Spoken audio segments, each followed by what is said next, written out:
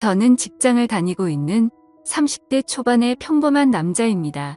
올여름 내내 남들 다 가는 휴가도 못 가고 일만 하고 있었습니다. 제가 다니는 회사의 성수기가 여름이기 때문에 여름엔 휴가를 쓸 수가 없어요. 여름 내내 일하고 저번 주부터 휴가를 가라고 해서 휴가철 다 지났는데 갈 곳도 없더라고요. 친구들도 이미 자기들끼리 휴가 다녀왔고 혼자라도 갈까 했는데 요즘 같은 상황에 집에 붙어 있는 게 낫겠다 싶어서 그냥 포기하고 집에 들어앉아 있었습니다. 휴가는 받았는데 만날 여자친구도 없고 제 친구들은 다들 일하는 날이라 출근해서 일하고 있으니까 저는 할 일도 없고 만날 사람도 없어서 집에서 뒹굴거리다가 그냥 배달음식 시켜 먹고 혼자 술이나 마시면서 지내고 있었죠.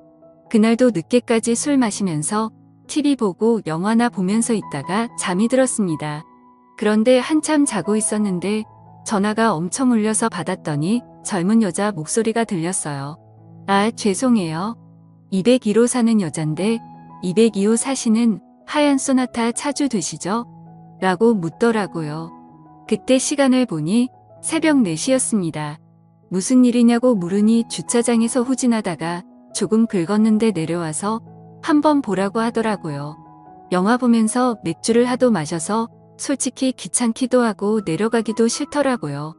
그 여자의 말에 따르면 그렇게 티도 많이 안 나고 살짝 긁었다고 하길래 그냥 내가 내일 아침에 일어나서 확인하고 문제 있으면 전화 주기로 하고 다시 잠들었어요. 별일 아닐 거란 생각에 그대로 자다가 천천히 10시쯤 늦게 일어나서 주차장으로 걸어 내려왔습니다. 그런데 내려와서 제 차를 살펴보고는 깜짝 놀라서 기절하는 줄 알았습니다. 살짝 긁히는 개뿔 제 차 뒷범퍼를 완전 아작을 내놨더라고요. 그냥 칠만 조금 까졌으려나 생각하고 있었는데 이건 완전 범퍼 교체를 해야 할 수준이었어요. 아직 할부도 엄청 많이 남았는데 진짜 피가 거꾸로 솟고 열이 확 받더라고요. 아까 201호라고 했던 말이 생각나서 다시 2층으로 올라가 201호 문을 엄청 두드렸습니다. 뭐하는 여자인지 전화를 아무리 해도 받지도 않아서 어쩔 수 없이 문자를 남겼어요. 202호 사는 사람인데 차 확인했으니 연락해 달라고요. 성질은 뻗치는데 속도 쓰리고 배는 고파서 일단 해장도 할 겸 나가서 밥을 먹고 들어왔습니다. 밥 다 먹고 집으로 들어오고 있는데도 연락이 오지 않더라고요. 평소 옆집 여자를 오며 가면 몇 번 봤기 때문에 얼굴도 알고 있고 제 핸드폰에 기록도 남아있기 때문에 나중에 발뺌은 못할 거라 생각하고 그냥 집에 가서 TV 보며 기다렸어요. 어차피 그 상황에서 제가 할 수 있는 일이 딱히 없더라고요. 상식이 있는 사람이라면 금방 연락 오겠지 하고 핸드폰만 바라보고 있었는데 아무리 기다려도 밤늦도록 전화가 오질 않았어요. 온갖 욕이란 욕은 다 하다가 시간이 너무 늦어서 잠들어 버렸습니다. 그리고 또다시 새벽에 제 핸드폰에 전화가 울리더라고요. 시계를 보니 이번에는 새벽 3시였습니다. 전화를 받아보니 사고를 낸 옆집 여자였어요. 지금 집 앞에서 기다리고 있으니 나와 보라고 하길래 옷만 대충 걸치고 뛰어나갔습니다. 옆집 여자는 얼굴이 빨개져서 자기가 잘못한 건 알고 있는지 얌전히 손 모으고 서 있었어요. 그녀에게 아작나버린 제 차 뒷범퍼를 보여주면서 이게 뭐냐고 난리를 피웠어요. 아니, 이게 그냥 살짝 박은 겁니까? 완전 다 박살이 났잖아요. 제가 말하면서 점점 더 화가 나는 스타일이라 막 따지다 보니까 언성이 점점 높아졌습니다. 그런데 이 여자도 성질이 보통은 아닌 게 처음엔 죄송하다고 하더니 제가 화를 내기 시작하자 기분이 나쁜 듯 고쳐주면 되죠. 별로 좋은 차도 아니면서 엄청 뭐라고 하시네?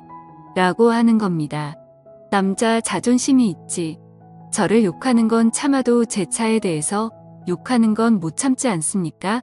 그 말에 저도 꼭지가 돌아서 서로 고함치듯 소리를 지르고 싸웠어요. 그 새벽 시간에 두 남녀가 동네 떠나갈 듯 소리를 지르고 싸웠더니 불 끄고 자고 있던 이웃 주민들이 불을 켜고 창문을 열고 조용히 좀 하라고 하더라고요. 저는 상당히 흥분한 상태라서 신경 끄고 잠들라고 소리를 질렀는데 옆집 여자가 먼저 이성을 찾고는 일단 집으로 들어가서 이야기하자고 저를 끌고 빌라 입구로 들어갔습니다. 저는 집으로 들여보내기도 싫고 아직 화가 안 풀려서 씩씩대고 있었는데 그녀가 일단 그럼 자기 집에 가서 이야기 좀 하자면서 현관문 열고 저를 끌고 들어갔어요. 저를 끌고 들어간 그녀는 진정하고 천천히 이야기하자면서 어디 좀 앉으라고 하는데 집안 꼬라지가 정말 말이 아니었습니다. 바닥에는 술병이 굴러다니고 과자 봉지에 배달 음식 먹은 것도 제대로 버리지도 않고 그대로 바닥에 나뒹굴고 있더라고요. 살면서 그런 집은 처음 봤습니다. 좀 어디에 앉으라고 하는데 어디에 앉아야 할지 모를 정도의 상황이었어요. 저는 평소에 결벽증까진 아니지만 집 청소 자주 하고 정리정돈 해둬야 마음이 편하거든요. 군대 다녀온 남자들이라면 무슨 말인지 공감하실 겁니다. 그런 와중에 이 여자가 음료수라도 먹으라면서 냉장고에서 주스를 하나 꺼내주는데 얼핏 들여다본 냉장고 상태를 보니까 먹고 싶은 생각이 싹 사라졌어요. 일단 옆에다 던져두고 그녀와 수리비에 대한 이야기를 했는데 본인 사정이 있으니 조금만 받으라고 하는 겁니다. 이 동네 바에서 일을 하고 있는데 차 수리비를 배상해주고 싶지만 지금 당장 돈은 없고 다음 달 월급이 들어오면 갚겠다고 하더라고요. 자기가 올해 차 사고를 너무 많이 내서 보험 처리하기 힘들다면서 다음 달에 현금으로 배상해주겠다며 사정사정을 했어요. 진짜 집안 꼬라지를 보고 그녀의 모습을 보니 답이 안 나오는 상황이었어요. 바에서 일한다고 하는 그녀는 얼굴은 그래도 봐줄만 했습니다. 몇 살이냐 물었더니 25살이래요. 시간도 많이 늦었고 이미 잠은 다 달아나 버려서 그녀와 이런저런 이야기를 하고 있다 보니까 조금씩 편해지고 제 화도 다 풀려버렸어요. 대체 집은 왜 이렇게 더럽게 해놓고 사느냐고 제가 물었더니 자기가 치울 시간이 없다고 웃으면서 농담으로 저보고 좀 치워달래요. 제 성격상 어질러져 있는 꼴을 못 보기 때문에 쓰레기 봉투를 손에 들고 거실을 대충 치우기 시작했습니다. 쓰레기를 주워 담기 시작했더니 그녀도 민망했던지 옆에서 같이 청소를 했어요. 바닥에 굴러다니는 커다란 쓰레기 몇 개를 주웠더니 금방 거실이 깨끗해 보였습니다. 그녀도 깨끗해진 집에 만족하면서 고생했다 하고는 냉장고에서 맥주를 하나 꺼내 주더라고요. 집에 물은 없고 맥주밖에 없다면서 부끄럽다는 듯이 웃는데 제가 미쳤지 그 모습이 귀엽게 보였습니다. 둘이서 새벽 늦은 시간까지 이야기를 하면서 냉장고에 있는 맥주를 다 마셨어요. 피곤하기도 해서 나는 집에 들어가서 자야겠다고 일어나려는데 그녀가 술이 모자라다면서 밖에 나가서 사올 테니 더 마시잡니다. 모처럼 이야기도 통하는 친구를 만나서 너무 기분 좋다면서 저랑 술 친구 하자더군요. 그래서 우리는 편의점에 가서 소주랑 맥주를 더 사다가 한참 더 마셨어요. 그래도 제가 술을 못 마시는 편이 아닌데 그녀와 같은 템포로 술을 마시다 보니 살짝 취기가 올라왔습니다. 역시 바에서 일하는 여자라 그런지 주량이 엄청난 것 같았어요. 저는 술도 더 마시기 힘들었고 편하게 이야기나 더 하고 있었는데 갑자기 여자가 먼저 제 쪽으로 슬금슬금 다가오는 게 느껴졌어요. 이 여자가 나한테 왜 이러나 생각하는 그 순간 여자가 갑자기 제게 다가오면서 차 수리 비용이 너무 부담된다면서 한 번만 봐달라고 하는 겁니다. 오빠, 나 진짜 한 번만 봐주라. 오빠 시키는 건 뭐든지 다 할게. 그녀는 제가 보험 갖고 있을 거 아니냐면서 그 보험으로 수리하고 한 번만 봐달래요.